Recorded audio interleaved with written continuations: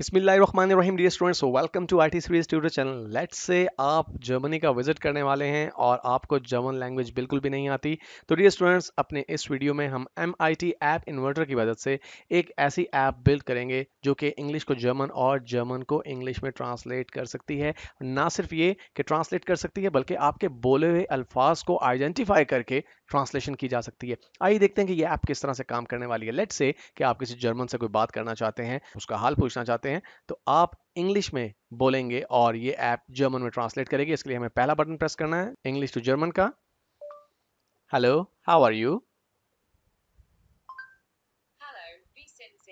आपने देखा कि हमारे बोले हुए अल्फाज स्क्रीन पर इंग्लिश में भी अपीयर हुए, उनकी जर्मन ट्रांसलेशन की ऑडियो भी प्रोड्यूस हुई और वही जर्मन लफ्ज नीचे आपको लिखे हुए सेकंड रो में नजर आ रहे हैं। बिल्कुल इसी तरह से अगर वो जर्मन आपको जर्मन लैंग्वेज के अंदर कुछ रिप्लाई करता है और आप ये जानना चाहते हैं कि उसने क्या कहा है, तो आप ये सेकंड बटन प्रेस करेंगे और उसके बोले हुए अल्फाज ट्रांसलेट हो जाएंगे इंग्लिश के अंदर। थैंक। तो डियर स्टूडेंट्स, आपने देखा ये ऐप किस तरह से काम करेगी। आइए इस जबरदस्त ऐप को बिल्ड करना शुरू करते हैं।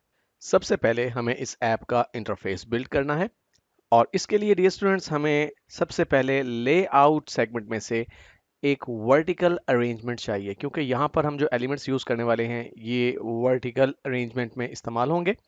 और इस वर्टिकल अरेंजमेंट की कुछ प्रॉपर्टीज हम सेट कर लेते हैं। इसके बैकग्राउंड पे हम कोई बेहतर कलर सेलेक्ट कर लेते हैं।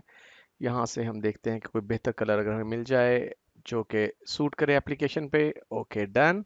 इसके बाद हम इसके विड्थ को कंट्रोल करते हैं और फिल पेरेंट के ऑप्शन की मदद से पूरी विड्थ कवर कर लेते हैं और इसी तरह से हम इसकी हाइट भी फिल पेरेंट के ऑप्शन से पूरी स्क्रीन पे ले आते हैं। इसके बाद हमें इस पे दो बटन्स ऐड करने हैं। तो बटन्स ऐड करने के लिए हम यूज़र इंटरफेस सेक्शन में से बटन्स को सिलेक्ट करते हैं और ड्रैग एंड ड्रॉप करते हैं। ओके, अभी ये दोनों बटन्स आप देख रहे हैं कि लेफ्ट अलाइंड हैं, तो मुझे एक्चुअली अपनी वर्टिकल अरेंजमेंट की हॉरिजेंटल अलाइनमेंट को सेंटर में लेके आना है ताकि ये बटन सेंटर अलाइन हो जाए। ओके, अब इन बटन्स के हम टेक्स्ट को सबसे पहले चेंज कर देते हैं। हम यहाँ पे टेक्स्ट लिखते हैं इंग्लिश टू जर्मन। हम इस बटन के बैकग्राउंड कलर को ज़रा डिफरेंट करते हैं। यहाँ से हम कस्टम कलर ले लेते हैं। एक ऐसा कलर लेंगे जो कि प्रोमिनेंट हो हमारे इस इंटरफेस के ऊपर। लीजिए, हम इस फॉन्ट का साइज चेंज करके 18 कर देते हैं और यही सब कुछ हम सेकंड बटन के साथ भी करने वाले हैं। और सेकंड बटन का भी हम डिफ़ॉल्ट कलर चेंज करना चाहते हैं, चूंकि हम सेम कलर यूज़ करना चाहते हैं। पहले बटन को सिलेक्ट करता हूं और यहाँ से जो कस्टम कलर हमने यूज़ किया है इसका हेक्साडेसिमल कोड मैं यहाँ से कॉपी कर लेता हूँ। दूसरा बटन सिलेक्ट करता हूँ और इसके डिफ़ॉल्ट बैकग्राउंड कलर को मैं चेंज कर देता हूँ कस्टम कलर से और यहाँ पे पेस्ट कर देता हूँ हेक्साडेसिमल कोड। इसके बाद हमें यहाँ पे इसका फॉन्ट साइज चेंज करके 18 करना है और टेक्स्ट हमें चेंज करके करना है इसका जर्मन टू इंग्लिश। लीजिए, ये दो बटन्स ऐड हो गए। इसके बाद हमें यहाँ पे दो लेबल्स ऐड करने हैं और लेबल्स भी यहाँ पर हमारे पास यूज़र इंटरफेस सेक्शन में मौजूद हैं। तो मैं दो लेबल्स को ड्रैग एंड ड्रॉप करता हूँ। लीजिए, ये जो फर्स्ट लेबल है इसका टेक्स्ट मैं बिल्कुल रिमूव कर देता हूँ। टेक्स्ट का कलर हम चेंज करके कर देते हैं वाइट। इसका फॉन्ट साइज भी हम थोड़ा बड़ा कर देते हैं 18 पिक्सल। फिल वक्त यहाँ पे कोई टेक्स्ट नज़र नहीं आ रहा। डेफिनेटली जब ऐप रन होगी तभी हमें यहाँ पे कुछ टेक्स्ट शो करना है। जो हम बोलेंगे वही कन्वर्ट हो जाएगा टेक्स्ट में और यहाँ पर डिस्प्ले हो जाएगा। बिल्कुल इसी तरह से लेबल 2 के साथ भी मैं यही सलूक करता हूँ। इसका फॉन्ट साइज 18 कर देता हूँ। इसका टेक्स्ट में यहाँ से रिमूव करके और इसका जो टेक्स्ट कलर है वो कर देता हूँ मैं वाइट। ओके, इसके बाद डियर स्टूडेंट्स हमें यहाँ पर तीन ऐसे एलिमेंट्स यूज़ करने हैं जो अब से पहले हमने कभी यूज़ नहीं किए। और इसके लिए हम मीडिया सेक्शन में जाते हैं और मीडिया सेक्शन से मुझे चाहिए स्पीच रिकॉग्नाइजर। ये एक टूल है जो कि आपके बोले हुए अल्फाज को रिकॉग्नाइज कर सकता है। उसके बाद हमें चाहिए टेक्स्ट टू स्पीच। ये टूल एक्चुअली टेक्स्ट को कन्वर्ट कर सकता है स्पीच के अंदर। और इसी तरह से हमारे पास येंडेक्स ट्रांसलेटर के नाम से एक टूल मौजूद है। ये टूल एक्चुअली ट्रांसलेशन के लिए इस्तेमाल होता है। ये तीनों एलिमेंट्स इनविजिबल हैं, यानी इंटरफेस पे इनका कोई रोल नहीं है। इट मीन्स हमारा इंटरफेस कंप्लीट हो चुका है। बढ़ते हैं अपने ब्लॉक सेक्शन की तरफ। अपने कोड ब्लॉक्स को सेट करने के लिए मैं यहाँ से ब्लॉक सेक्शन को एक्सेस करता हूँ। सबसे पहले मुझे एक वेरिएबल डिक्लेयर करना है। इस वेरिएबल की मदद से मैं ये डिटरमिन करूंगा कि यूज़र ने पहला बटन प्रेस किया है या दूसरा बटन प्रेस किया है। अगर पहला बटन प्रेस किया तो ट्रांसलेशन प्रोसेस कुछ डिफरेंट होगा। अगर सेकंड बटन प्रेस किया गया है तो ट्रांसलेशन प्रोसेस कुछ डिफरेंट होगा। तो हम इस वेरिएबल का नाम रख देते हैं लेट्स से लैंग्वेज। ओके, और मैं इसे इनिशियलाइज कर रहा हूँ 0 के साथ। आप इसे किसी भी वैल्यू के साथ इनिशियलाइज कर सकते हैं। इसके बाद हम ये चाहते हैं कि जब ये पहला बटन प्रेस किया जाए इंग्लिश टू जर्मन वाला, तो स्पीच रिकॉग्नाइजर अपना काम शुरू कर दे। और स्पीच रिकग्नाइजर का काम ये है कि हम जो लफ्ज़ बोलें उन्हें वो रिकग्नाइज करे और उन्हें आइडेंटिफाई कर सके। तो हम यहाँ से बटन 1 को सिलेक्ट करते हैं और यहाँ पे व्हेन बटन 1 डॉट क्लिक, ये ब्लॉक हम यहाँ से सिलेक्ट कर लेते हैं। और जब ये बटन प्रेस किया जाएगा तो उसी वक्त स्पीच रिकॉग्नाइजर इनिशिएट होना चाहिए। तो मैं यहाँ से स्पीच रिकॉग्नाइजर को सिलेक्ट करता हूँ और यहाँ देखिए हमारे पास एक ब्लॉक है speech recogniser 1 dot gate text. और इस ब्लॉक का काम ये है कि जब इस ब्लॉक को कॉल किया जाता है, इस्तेमाल किया जाता है, तो ये स्पीच रिकॉग्नाइजर को इनिशिएट कर देता है। इट मीन्स कि जो भी हम बोलेंगे स्पीच रिकॉग्नाइजर उसे रिकॉग्नाइज करना शुरू कर देगा। अब चूंकि बटन 1 क्लिक किया गया है तो मैंने यहाँ पर जो वेरिएबल डिक्लेयर किया है लैंग्वेज, मैं उसमें एक डिफरेंट वैल्यू यूज करना चाहता हूँ। मैं इसे सेट करना चाहता हूँ लेट से वैल्यू 1 के अगेंस्ट। तो मैं यहाँ से सेट ग्लोबल लैंग्वेज ब्लॉक को यहाँ से फेच करता हूँ और मैं इसे सेट कर देता हूँ 1 के अगेंस्ट। तो मैं इसी ब्लॉक को यहाँ से डुप्लीकेट कर लेता हूँ और यहाँ ला के एडजस्ट कर देता हूँ और मैं इसकी वैल्यू चेंज करके 1 कर देता हूँ।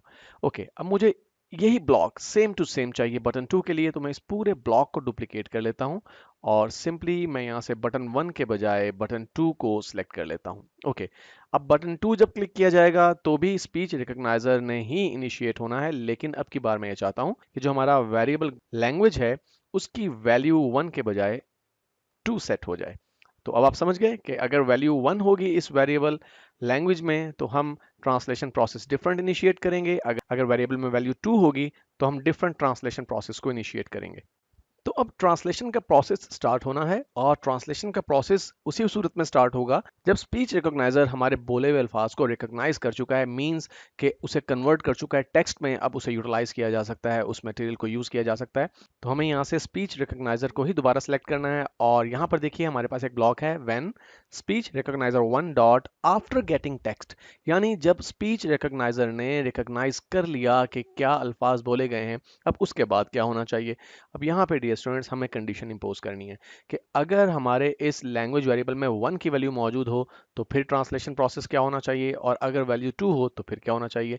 और सिंपली इसके लिए हम कंट्रोल ब्लॉक्स में जाके इफ देन के इस ब्लॉक को फेच करते हैं और यहाँ पे एडजस्ट कर देते हैं। ओके, अब हमारी कंडीशन क्या है, हम ये इवैल्यूएट करना चाहते हैं कि इस लैंग्वेज वेरिएबल में क्या वैल्यू स्टोर्ड है। तो इसके लिए हम सिंपली लॉजिक के ब्लॉक से ही ये ब्लॉक यूज़ कर सकते हैं। आप इसके लिए इक्वालिटी चेक करने के लिए कोई डिफरेंट ब्लॉक भी यूज़ कर सकते हैं। मैथ ब्लॉक में भी हमारे पास ऐसा ब्लॉक मौजूद है जिसकी मदद से हम इक्वालिटी चेक कर सकते हैं। ओके, अब हमें चेक क्या करना है, हमें ये चेक करना है कि इस लैंग्वेज वेरिएबल में क्या वैल्यू मौजूद है। तो मैं यहाँ से गेट के इस ब्लॉक को फेच करता हूँ और यहाँ लगा देता हूँ और इस ब्लॉक को डुप्लीकेट करता हूँ और यहाँ ला के मैं एडजस्ट कर देता हूँ और इसकी वैल्यू चेंज कर देता हूँ 1। तो मेरी कंडीशन क्या बन गई, अगर ग्लोबल वेरिएबल लैंग्वेज में मौजूद वैल्यू 1 के बराबर है, और अगर 1 के बराबर है तो फिर हमें क्या करना है, फिर हमें इंग्लिश को ट्रांसलेट करना है जर्मन लैंग्वेज में। ओके, तो इस सूरत में हम कहते हैं कि हमारे पास जो ट्रांसलेटर एलिमेंट है येंडेक्स ट्रांसलेटर, इसे सिलेक्ट करते हैं हम और इसमें हमारे पास एक ब्लॉक है रिक्वेस्ट ट्रांसलेशन। इस ब्लॉक को हम यहाँ ला के एडजस्ट कर देते हैं। ओके, अब सबसे पहले हमें ये बताना है कि किस लैंग्वेज के अंदर हम ट्रांसलेशन करना चाहते हैं। तो मैं टेक्स्ट ब्लॉक में से ये एम्प्टी ब्लॉक सेलेक्ट करता हूँ और यहाँ एडजस्ट कर देता हूँ। अब यहाँ पे हमें जर्मन लैंग्वेज का कोड एंटर करना है जो कि DE है। ओके, यहाँ पे हमने DE एंटर कर दिया। टेक्स्ट टू ट्रांसलेट, अब वो टेक्स्ट क्या है जिसे ट्रांसलेट करना है। और डियर स्टूडेंट्स, आपको याद है कि हमारे जो बोले हुए अल्फाज हैं वो किस चीज़ ने आइडेंटिफाई किए हैं, वो आइडेंटिफाई किए हैं स्पीच रिकॉग्नाइजर ने। तो हम ये कहते हैं कि स्पीच रिकॉग्नाइजर में ये एक एलिमेंट है स्पीच रिकॉग्नाइजर 1 डॉट रिजल्ट, और इस एलिमेंट का मतलब ये है कि जो भी स्पीच रिकॉग्नाइजर ने रिकॉग्नाइज किया है उसे ट्रांसलेट करना है, किस में कन्वर्ट करना है, जर्मन लैंग्वेज के अंदर। ओके, और सिर्फ इतना ही नहीं करना, क्योंकि हम ये चाहते हैं कि ना सिर्फ ऑडियो ट्रांसलेशन हो बल्कि टेक्स्ट भी हमारे सामने स्क्रीन पर अपीयर होना चाहिए। तो आपको याद है हमने 2 लेबल्स इंसर्ट किए हैं यहाँ पर। अगर हम डिजाइनर मोड में जाके देखें, जो कि विजुअली तो अवेलेबल नहीं है, लेकिन यहाँ पर 2 लेबल्स हमने इंसर्ट किए थे। इन लेबल्स में से पहले लेबल का टेक्स्ट मैं चेंज करना चाहता हूं और उसे मैं करना चाहता हूं इक्वल, किसके इक्वल, जो भी स्पीच रिकॉग्नाइजर ने आइडेंटिफाई किए हैं वर्ड्स, यानी सिंपली जो अल्फाज हमने बोले हैं और स्पीच रिकॉग्नाइजर ने आइडेंटिफाई किए हैं वो text as it is English के अंदर हमें चाहिए। तो इसके लिए हम यहाँ से लेबल 1 को सिलेक्ट करते हैं और हम ये कहते हैं कि सेट लेबल 1 डॉट टेक्स्ट। हम इस ब्लॉक को यहाँ से फेच कर लेते हैं क्योंकि हम इसकी प्रॉपर्टीज़ को चेंज कर सकते हैं डेफिनेटली।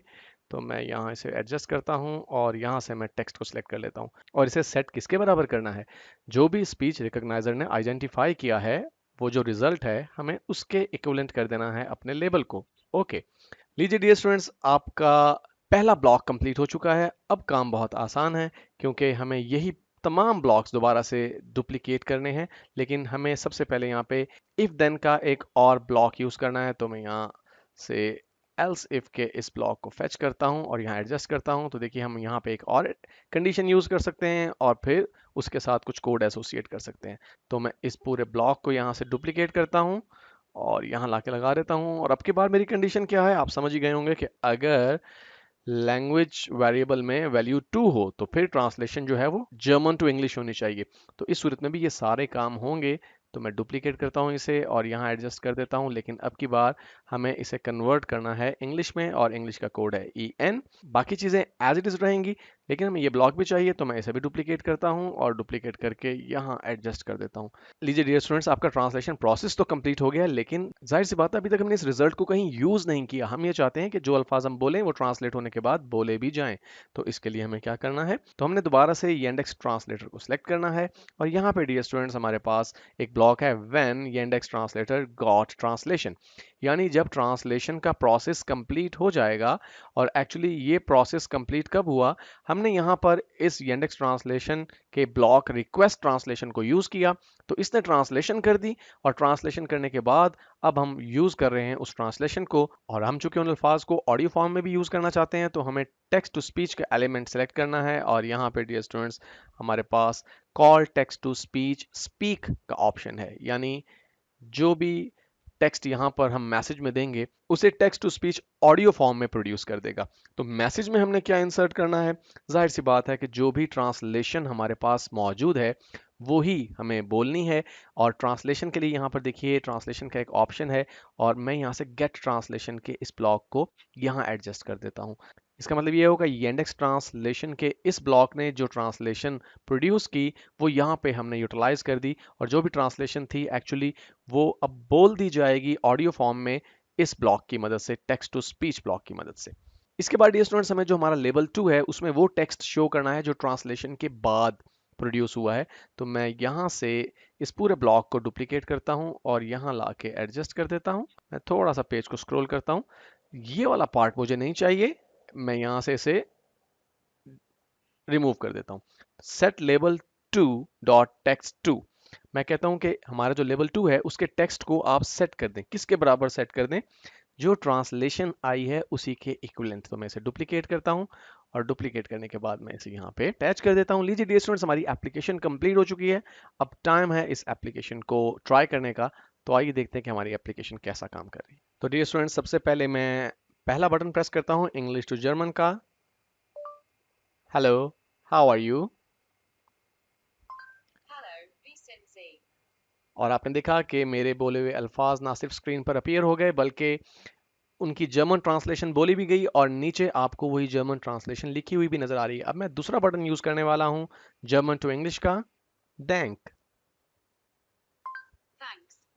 और आपने देखा कि मैंने जर्मन लफ्ज डैंक बोला और उसने इंग्लिश में ट्रांसलेशन की इसकी थैंक्स। ना सिर्फ आप Yandex ट्रांसलेटर टूल को इंग्लिश टू जर्मन और जर्मन टू इंग्लिश ट्रांसलेशन के लिए यूज कर सकते हैं, बल्कि 42 के करीब लैंग्वेजेस हैं जो कि आप ट्रांसलेट कर सकते हैं इस टूल की मदद से। और इन लैंग्वेजेस की लिस्ट आपको स्क्रीन पर दिखाई दे रही है।